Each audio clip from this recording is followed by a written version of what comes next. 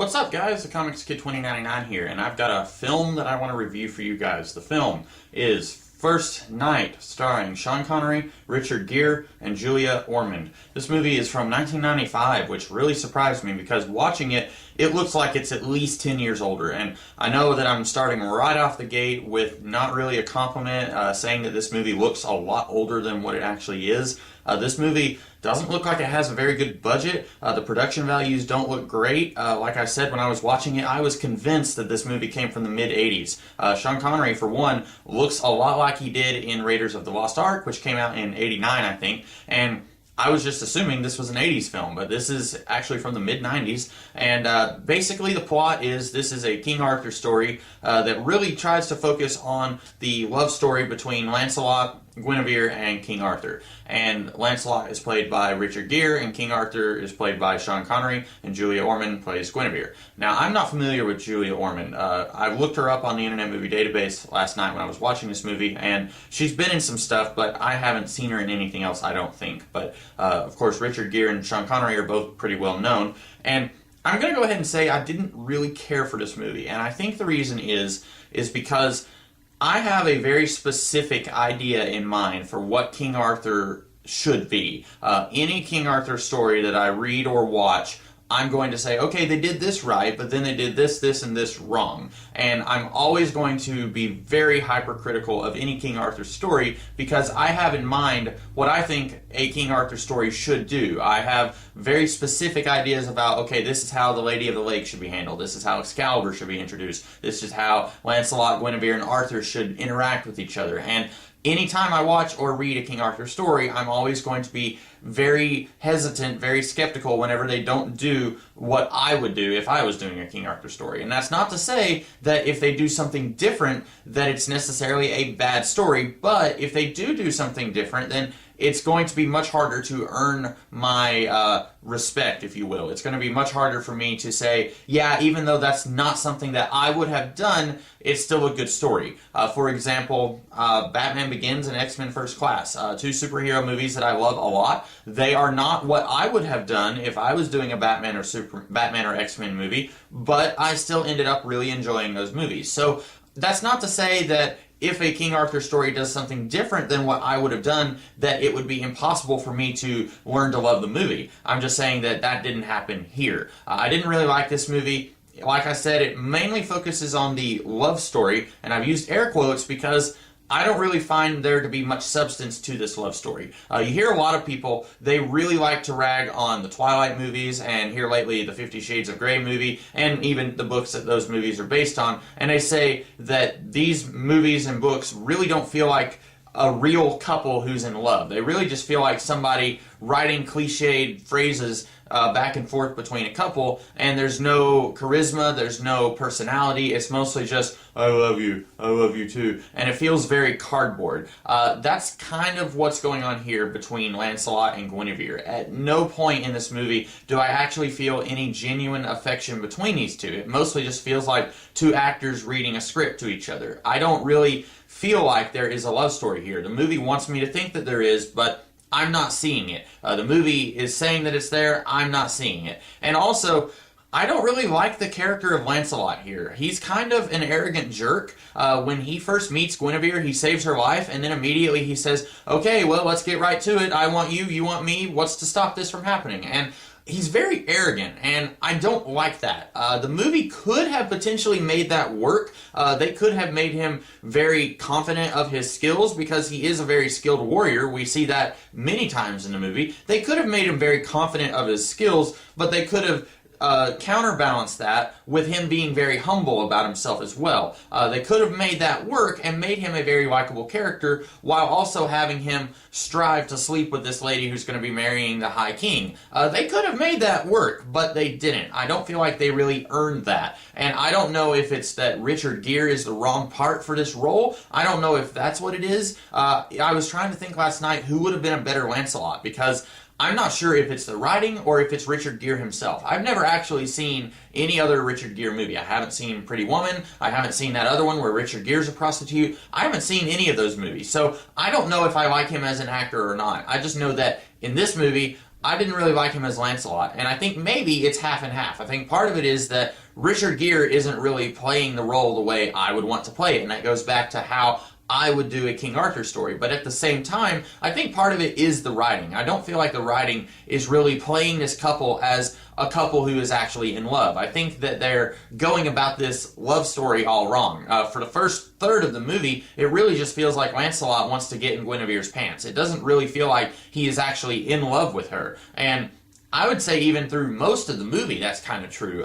There towards the very end, Guinevere starts crying because Lancelot is going to leave Camelot, and then she's like, okay, I want you to kiss me. And that's kind of a big thing in this movie where he tells her before she gets married that she will ask him to kiss her. And then finally she says it, they start kissing, King Arthur catches them, and it's an oh no moment.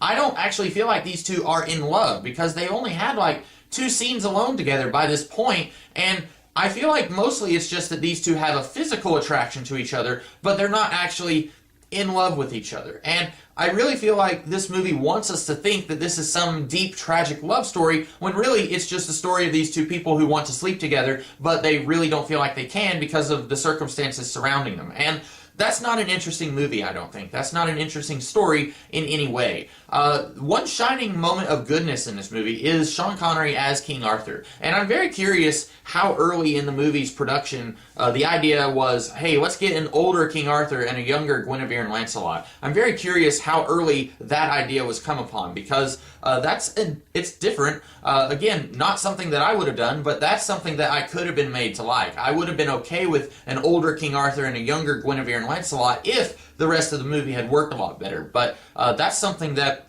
I've never seen that before in any other King Arthur story, and I would have been interested in seeing that be done well. And almost everything about this movie that I like is from Sean Connery. He has some of the best lines in the movie. There's one particular line where he tells Guinevere, love the man, not the king. I think that's a very good line. Or maybe, yeah, I think he says love the man, not the king. And he has some really good lines. At one point, he's talking about what Camelot stands for. And every time he speaks, I'm just enthralled. And maybe it's just that I'm a big Sean Connery fan anyway. He's my favorite James Bond. I like him in the Indiana Jones movies. Heck, I even own the League of Extraordinary Gentlemen movie on DVD, so that says something about it. I like Sean Connery, so maybe it's just that this is a guilty pleasure thing where the movie is really terrible, but every time Sean Connery's on screen, I can't help but enjoy myself. I don't know, but I still feel like he has some really good lines, and I feel like he's kind of the most likable character here. Obviously, I don't like Lancelot. I don't really like Guinevere either, because she's kind of duplicitous throughout this movie. At one point, she has a chance to make all of the conflict in this movie go away, or almost all of the conflict,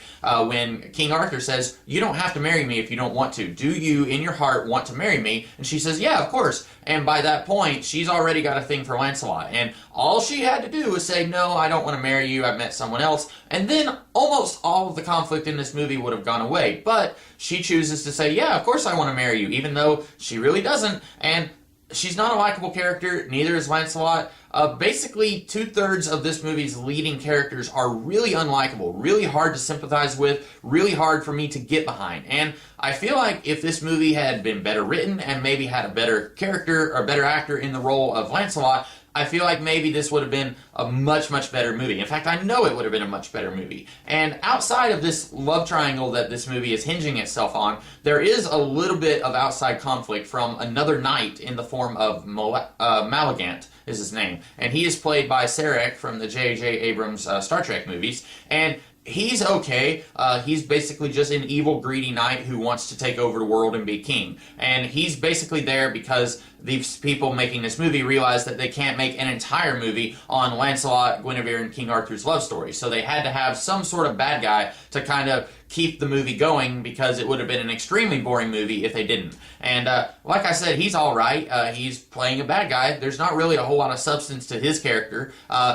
If you're looking very closely for themes and stuff like that, I can kind of see that there's a little bit of a capitalism versus socialism going on in this movie, where King Arthur kind of embodies the best aspects of socialism. If you put socialism down on paper, the stuff that works about socialism, that's kind of what King Arthur and Camelot is about. He's all about help your neighbor, try to use all of your strength and will to help other people. That's kind of what he is about. And Malagant, I keep wanting to say malignant, but it's Malagant. I'm sure that's a play on words there. Malagant, he's all about help yourself. Don't help other people. Every man for himself. If you want to do whatever you want to do, you get to do whatever you want to do. And that really feels a lot like if you grow up in a capitalist society, if you work really hard and you have millions of dollars, then that's your money. But if you grow up in a socialist society, everyone allegedly gets to keep kind of about the same amount of stuff. Everyone gets the same stuff and everyone works for it, allegedly. And this really feels like it's a critique on capitalism, but like I say, it doesn't really do a whole lot with that. It's mainly just in the last 5 minutes of the movie that it kind of brings out that thematic battle, if you will. Because for the rest of the movie, Malagant is just an evil knight who's killing people. We don't actually get a sense of his moral code, of what it is that motivates him. And it's not until, I'm not kidding, about the last 5 minutes or so, when he starts ranting and rambling about how Camelot is tyrannical, and he says, you know, if you serve under me, then everyone can do whatever they please. They don't have to waste their time serving other people. And I feel like, again, it's not something that I would have done if I was doing a King Arthur movie, but if you wanted to spend more time exploring this idea of Camelot is kind of all about helping other people, whereas Malagant is all about helping yourself, if you wanted to spend more people on that thematic idea, this could have worked a lot better. But it kind of just comes in the last 5 to 10 minutes of the movie and doesn't really have a lot of time to be explored. And that's unfortunate because that's another thing that could have worked and it just didn't. I didn't like this movie, guys. I really didn't. The whole time I was watching it, I kept wishing I was watching or doing something else. Not a very fun, enjoyable experience for me. I didn't really go in expecting a whole lot. I got this movie pretty cheap a month or two ago, so I wasn't expecting it to be the greatest movie in the world, but I was at least expecting it to be fun and enjoyable. I want to like King Arthur movies, and so far, I've liked one King Arthur movie out of all of them that I've seen. So, not really a great record so far, but those are my thoughts on the First Knight movie. I hope that you guys liked this review. If you did, be sure to like, share, comment, and subscribe. And I will be back later in the week with another review, and then I'll be back next week with some more reviews after that. So be sure to check those videos out if you are interested. And in the meantime, I'll see you guys later. Have a great rest of the day.